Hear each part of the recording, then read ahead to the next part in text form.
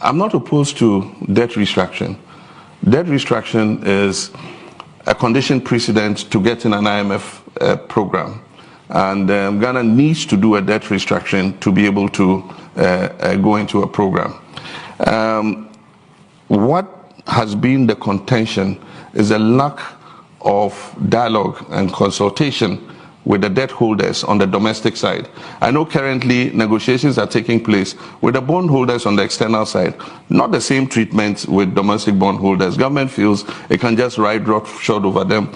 So one fine Sunday night, we're all relaxed at home, and then we had the finance minister, address the debt restructuring and announce how it was going to be done. 0% in 2023, 5% in 2024, and after that 19% in 2017, and then going all the way till 2035 without any consultation. I have been an advocate for dialogue. Before this whole crisis started, I advised the government, I said, hold a national dialogue on the economy. Give what the state of the economy is, and let everybody buy into it and understand.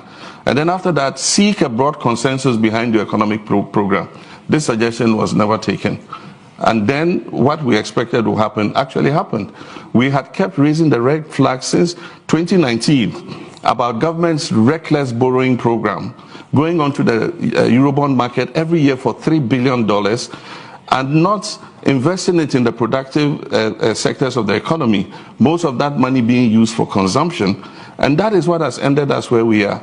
And after you've recklessly mismanaged the economy, you don't want to make the same sacrifices. You're asking the people to make all the sacrifices. Sacrifice your bond, I'll pay you in 15 years. How do you know the person will live till 15 years? And yet, correspondingly, government expenditure is increasing. One would have thought that in this crisis, you're not going to increase your debt in this budget by 82 billion over last year. 2023 budget has seen government expenditure increase by 82 billion over 2022. That is not a government that is serious about making the same sacrifices it is asking the people to do. And that is our concern with this debt restructuring program. Apart from that, you don't let the driver who ran you into a ditch, after you've managed to pull the car out of the ditch, see him sit behind the wheel again. And I mean, the majority itself, members of the MPP, have said, take this finance minister out. Bring somebody who the public will have more faith in, and because he didn't create the crisis, they will be better able to have a negotiation, sit down with this person and negotiate in good faith. But the one who's caused the problem is the one you're asking to negotiate with bondholders for a debt restructuring. So that is our concern with the debt restructuring. Of course, government has applied for debt relief under the G20 debt treatment. We had thought that they would take advantage of the DSSI at the time it was announced, but because they did not want to be shut out from the international capital market, wanted to continue borrowing, they refused to access the DSSI. And that is what has led, now the international capital market is shut to you anyway. If you had undertaken the DSSI, it would have suspended your debt service and given you fiscal space. Probably would have been able to maneuver out of the situation in which we are. But they refused, and the same result that you were trying to avoid, being shut out of the market, has happened. You've been downgraded to junk status. Ghana's credit is at junk status on the garbage heap. Nobody is going to lend you money. And so unless we get the benevolence of the IMF to shore up our reserves with the 3 billion loan and hold the headmaster's stick over us to let people know that we're behaving ourselves properly in school, then our economy is in tatters. And so that's the problem. What we would have done differently, I would have not borrowed as recklessly as they did. We would have borrowed prudently and would have taken better management of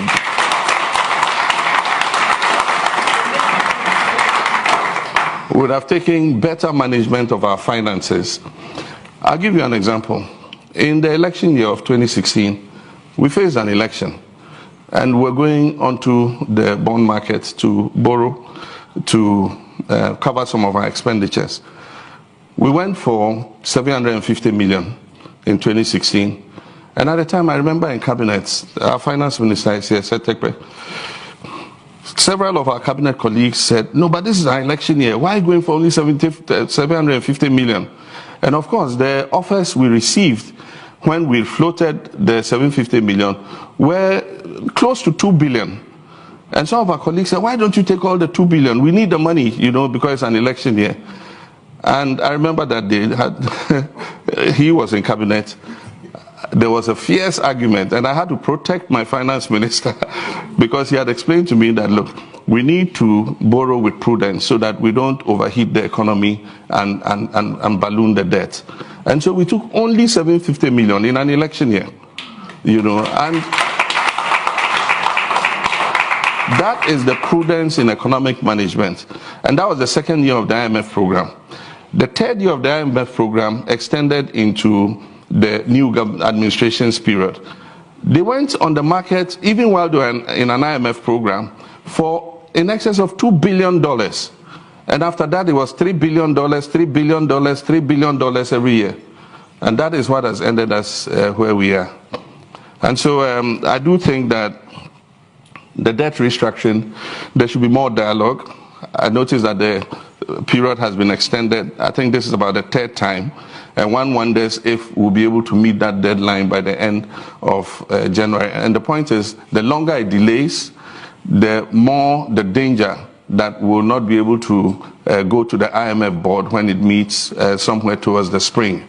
And so this thing must be speeded up, and the only way it can be speeded up if the finance minister climbs down his high horse and is prepared to sit with the bondholders and discuss it and reach a consensus.